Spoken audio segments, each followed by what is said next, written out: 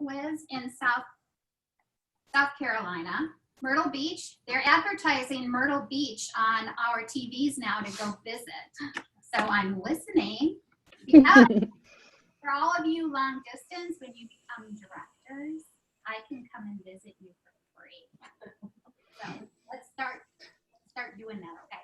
So I'm waiting for Claire to come down here. Yeah, we're gonna work at the beach. We're gonna have a meeting. There you go. Be working on the beach in 17 days. Ooh, are you gonna be working?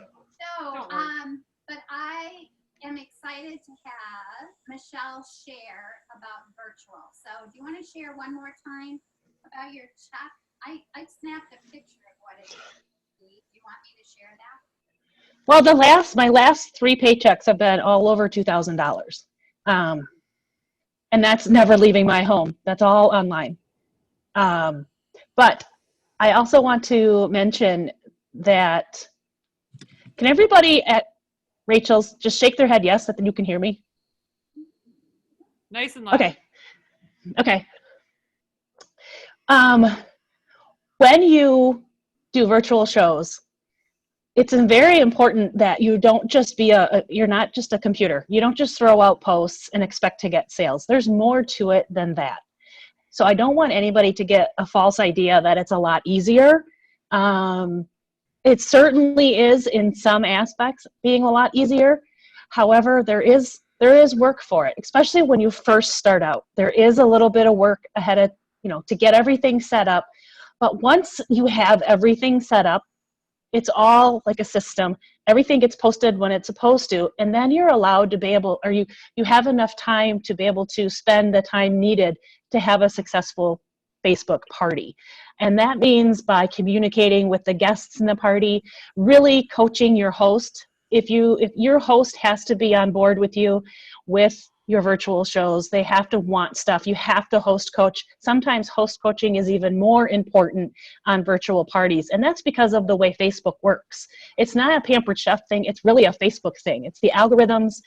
You guys want to look all that algorithms mumbo jumbo up, go ahead. But it really is a relationship and between the host and yourself to have a successful show. So with that being said, that's something you just really need to understand. Myself and a new advanced director, her name is Trish Woods, her and I are buddying together to create it's not new, the systems that we've been using so that we can show all of you guys how step by step on what you need to do. So I don't know if you noticed, if any of you have seen who the top recruiters were and who was in the top 5 for sales. And I'm not doing it to brag. Okay, maybe a little. But it was Trish and myself. We were both all 100% virtual. And we were the top 2 in recruiting. And then I wasn't in the top sales. But that's one of the reasons why, is because I recruited. And a couple of my shows went to my new recruits. So I'm absolutely happy about that. So we are going to show you those systems. However, you want to be in part of that showing the systems. We're going to be challenging you to all book at least 4 shows that will start on the 16th of April, but you have to have them booked by the 9th of April. So that's a challenge. Now, if you want more, get more. But we'll be sending scripts. We've already sent scripts on the GEM team page on how to book virtual shows. So just keep using those scripts. And if you have any questions with that, you can ask your director, because they all know what it is. So the training that we're going to have is actually in progress. We don't have it completely done yet. We're going to be sharing what I do, and Trisha's going to be sharing what she does, and we're going to kind of mix them together. So. And honestly, it doesn't really matter which one you use because they're both working. So, but we're going to try to simplify it a little bit because we both have our own little quirks, and we both do Pampered Chef full time. So doing 5 shows a week is okay with us. Now for newer people, that might be a handful, but we're here and we're hoping that we can make that a lot easier for all of you to be able, who do work full time, to be able to do that. Michelle, Let's see. Yes. so you said this week that everyone should be booking shows by the 9th, and they're starting on the 16th. So why is that so important? That is so important because there are things that you have to do before the show actually posts. We send a little message to our hosts to send to their friends on Facebook to get the party started, to get people interested. It's not even part of the group it's not even part of the outline yet. It's just to get things moving. The other thing is we want to be able to possibly recruit our hosts. My 4 recruits that I got were all hosts. So we ended up, their first show was their launch show and their show. So they were the consultant and the host, but I did the show for them so they could concentrate on how to do a virtual party without having to worry about all the details. So now they have that part down, and now I teach them how to do the outline. So it's important because of the things you need to do ahead of time. The show doesn't start on that date. The show starts about 5 days before the actual show starts. And it's not a lot of stuff you have to do, but it's things that will really help the outcome of the show. And it's host coaching. It's having your host try to get outside orders, just like you would at a live show. You want to challenge them to get outside orders, challenge them to get a couple bookings. It's a lot like a real live show. It's just virtual, stretched out for a week. And it's out there virtual for people to see it. Hey, what?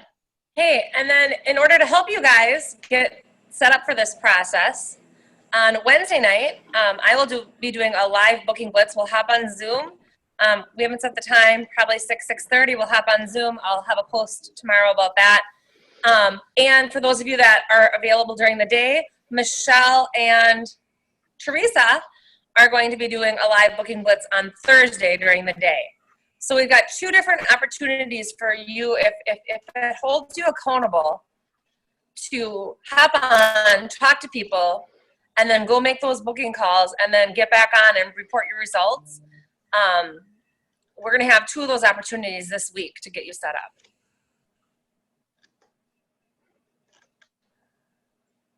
So basically, you guys, just as I tell my new consultants, I got to move this. Hold on a second. Okay. As I tell my new consultants, I show that I've been successful because of the proof. So for now, just listen to what we say and do it, and then tweak it for yourself later. So learn all of the aspects of it, then make it your own in time, which will be easy to do because we teach you how to book 3 more shows off of every show. And the host helps you with that. So, and it's all, honestly, it's really easy to do. Just follow the steps and follow the scripts, and you could turn into a $2,000 a month paycheck too. Is that it, Claire? How's that? $2,000 a month. Is everybody up for that?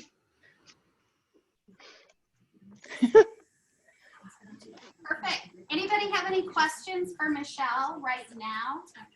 Okay. Hey, this is Samantha. I have a question. I'm doing a virtual show tomorrow on Facebook. And then I have one the day after. They both know each other, the host. So I've made a video about one of the products already and, didn't say anyone's specific name. How okay would it be to post that video in the next show? Because both of them I'm using the grader, the course grader. Do it. It's fine. Okay. They're not going to be As long as you didn't, for all of you that are afraid of video recording yourself, I don't. I have never gone live on a Facebook show. So if that makes a lot of you guys go, really? Really? I have not gone live ever. And I do 5 shows a week. Oh, okay. I use all. So how does that make you feel? For those of you that are afraid to be recorded. Yeah, I'm not going live except for to introduce myself, but all the videos I've done are already made, except for, a couple more I'm going to do tomorrow. Because you don't want to mess up live, right? And maybe cut your finger like I did. So, so that was just helpful. I want people to think like I'm reusing videos because I'm like lazy or something. No, I don't think that's a problem, especially when it's you. If it's the same people, I mean, sometimes what you really need to do is you need to sit there and think of somebody that was invited to the party. We're so critical about every single little post that we put out there. Half of your people are only going to see a quarter of the posts, to be honest. You really want to be active on the party and try to catch those people when they're on and create a conversation with them. I mean, a few little hints if you want right off the bat. Every night, I check to see when people place orders, and I thank them as quickly as I can on Facebook. I put a thank you post and just say thank you so-and-so for your order today, and with a picture. But then at the end of like, I don't know, after supper time, I'll sit on my phone and I'll text everybody that placed an order. One at a time. I already have the words in my notes on my phone, so I just copy and paste, change the guest name and change the host name, and message every one of my people. And I end it with a question so that they respond back. Sometimes they don't respond. It's my way of doing a full service checkout, but virtually. Do I always get a response? Of course not. But most of the time, my question is, how do I say it? I say, and I was just curious, did you get everything that you wanted? Did you get everything on your wish list? Was there anything else that you were looking for? Most of the time, people answer back, yep, I'm good. And that's fine. Sometimes if there's a product that they ordered that I know I have recipes for, I'll throw a sentence in there and say, hey, I saw you got the large round stone. I have about a bunch of recipes. I can email those to you. Would you like them? And then I'll say, by the way, did you get everything else you wanted? So I'll still include that last part so that I can get a conversation going. I have probably got 3 or 4 shows by doing that. So, it's just another way to do the full service checkout, but virtually. Thank you. Michelle, it's Yep. Kim. I have a question. So Mhm. I just did my first virtual party last week. And after much of a struggle, but I finally got through it. And there was like nobody that got engaged into that. And I even tried to engage them, like with some of the comments, I would say, what must your kitchen have? And I would post, every kitchen must have this, this, and this. And I couldn't get anybody to engage in it whatsoever. So I had 0 success with that, even trying to engage anybody into it. So what can you do differently? Okay, well, there's a bunch of different things that may have been happening. It depends on your host coaching. Did your host, how many people are on the party? Sometimes there's too many people and sometimes there's not enough. It's kind of a happy medium. In groups, there's pros and cons for each groups, and there's pros and cons for events. In groups, I like because you can see how many people are seeing the post, so they're really looking at it. So I can tell that people are actually seeing things, and I will call them out. I see like 25 people have seen a certain post, and there's a question on that post. Like, well, the question is, do you already own your own stainless steel cookware? And that's in the post. Nobody answered, so I'll ask it again. So who here owns stainless steel cookware? And then, and do you like it? Because you don't want to, you try to, maybe that wasn't the best question, but you try not to have it be a yes or no question. You want them to come back. And then I'll get some people that will answer back, and then that starts your conversation. So what you're saying is nobody answered your questions. And first of all, maybe nobody even saw them. Because depending on how your host got people to see your posts, that could be an issue. The other thing is, even though when you do an event, even though everybody's invited, if they don't click going, they're not going to see your posts. They might, but it's not going to be in their notifications. So it could be a number of reasons. It's really when your host is active and your host is very much participating in the party, you're going to have a better party. Okay. So it's hard to say what happened because I don't know everything. But maybe, does any of those sound like something that might have been going on or not going on? Yes, I do believe, because I noticed that the host, she kept, like you said, you can see, when they're looking at the post, and my host was looking at every post, but she really wasn't doing much with it. Yeah, she needs to. Okay, so this is the thing I do. Every single day, I send a post with words, a picture and words to my host that they have to post. It literally takes 5 to 6 seconds every day. And when I have 4 or 5 shows going on all at the same time, I'll make a group message with my hosts and I'll give them, I'll tell them ahead of time that they're going to be in a group message and it's only for me posting them their picture and their words to say. So every day they post these pictures and words. I also, when I host coach them, I tell them to try to comment, not just like, but literally comment on as many, or not on as many posts, but the posts that seem kind of important, like how to order, ones that have questions. So that way when the host comments, that's when they're going to show up in their friends' notifications. And this is the algorithms thing. So if you're not already friends with somebody on your Facebook party, they're not going to see any notifications, any of your posts. Your host has to initiate that kind of relationship. They have to get that connection by them posting. And then once you're connected with the host, then that host connects you with their guest, then they're going to start getting those notifications. So it's all a process in Facebook. It's not even Pampered Chef. It's not even how you are with your host. That's just how Facebook works. And that's stuff I'll be training and showing in the virtual training we'll be doing and explaining that as well. That really makes sense. Thank you. Mm-hmm. And I want to take this moment to thank Rachel and to thank Jason for all the virtual pre-work that, I'll turn this back, pre-work that you guys did. And that's the beautiful thing about our business is we learn things from each other and then we take them, and like Michelle was doing these part-time and now she took what she learned from them and she's making it her full-time. And it's so awesome. I know Michelle always says to me, she says, I want people to know that came from Jason or that came from Rachel or that came from Stephen.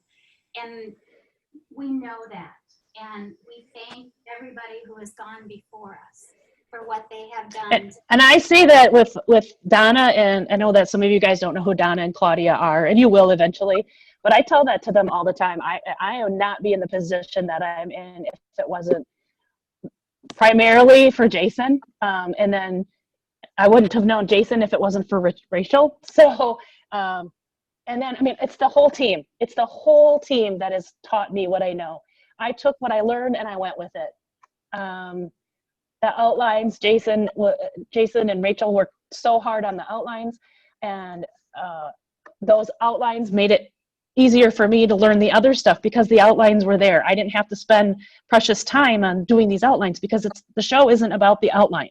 The show is about your communicating with your guests. It's just like you would be at a show. You can't go to a show, throw the products on the table and say, okay, order. You can't do that in Facebook either. You have to be engaging. And by them doing that other stuff and me not having to spend time with that, I was able to learn the other aspect of it. So I tell Jason thank you all the time. I don't know if he realizes it, but I really do. I told him the other day, I said, if it wasn't for you, I would not be as successful. I wouldn't be able to not have to work another job. I'm very grateful for Jason and of course for Rachel for that. And Penny, I'm bringing you booze to Amelia Island. Shut up. No, here's the thing too. I am not a big fan of virtual, but last month there was a challenge and I hopped on and I did it. I did what Claudia and Donna said to do. I got Michelle and Jason's outlines. Michelle gave me her extra words that she's going to be giving us this next month. And I booked 4 shows. One of them had 0 sales. So that's why you need to book 4, because one of them who's somebody that wants the cookware and she's going to buy it and she's going to get it. She actually didn't respond one single time to me. And she's a family member. She hasn't responded to me since the day she booked. So she had 0 sales. But I sold $1,300 last month in my 1 week doing virtual. I sold $1,300 following Jason and Rachel's outline and Michelle's words, everything. There's 17 different conglomerations. I did everything everyone said to do. And I'm not saying I loved it because it's not my style, but it might be yours. And I think if I have more time to do it again, where I can actually get everything to be a system so that I can engage with the people, I will enjoy it more. To me, it's still not, it's just not a system yet. Even though I've been given a lot of tools, and we're gonna get those tools if you book those shows and get on that virtual with Rachel, Michelle, and Trish. So I can't tell you, I honestly sold $1,300 in product just doing Michelle and Jason's outline last month. So when she's offering this to you, I really think you should all consider taking her up on it. And I really need you guys to understand that it is what Penny's saying. It's different. Doing virtual is not easier than a live cooking show. It isn't. So if you're thinking you're going to come off and being able not to do as much work, but get a better profit, no, it's just as much work as a live show. In fact, like I said earlier, it's more work up front. But once you get it and you can set up your system, like it took me a couple months, but now these last 3 months, I'm on autopilot. I've been able to recruit now. I've been able to book more shows because everything is in a system for me. And that's why I'm developing it so it's easier for everyone else so that they can do it too. That's my hope. Michelle, Yes? do you use one of the what's it called? The party. Party packs. The one that Donna used, that system she used. Post My Party? Yeah. No, I use CinchShare. But Okay, that's what Rachel told me about. you guys, it doesn't matter. It doesn't matter. If you're new, pick the one that your director uses. Or if you don't have a director that's doing virtual, it doesn't matter which one you pick because it's not about the outline. The outline is going to be emailed to you. It's going to get put into the system and you're going to learn how to post it.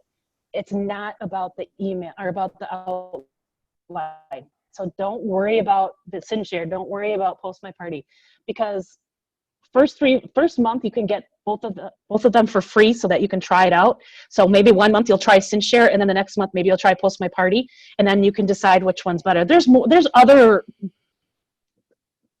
programs out there. Claire was talking Vizio or something like that.